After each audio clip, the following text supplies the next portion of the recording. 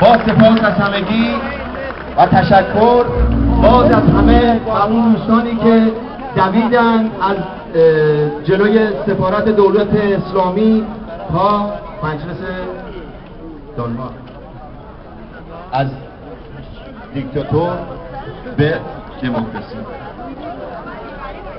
Tusind tak for alle dem, der har løbet. Bailey.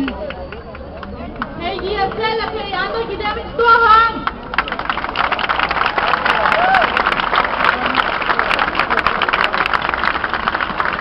Og kan I alle sammen samles lidt, så vi står lidt mere sammen? Vi skal stå samlet, og det skal vi også gøre fysisk, så vi kan se, at vi træner på hinanden, og det fortsætter vi med at være, indtil vi får demokrati i Iran. Kom tættere på og stå lidt mere samlet. Tak.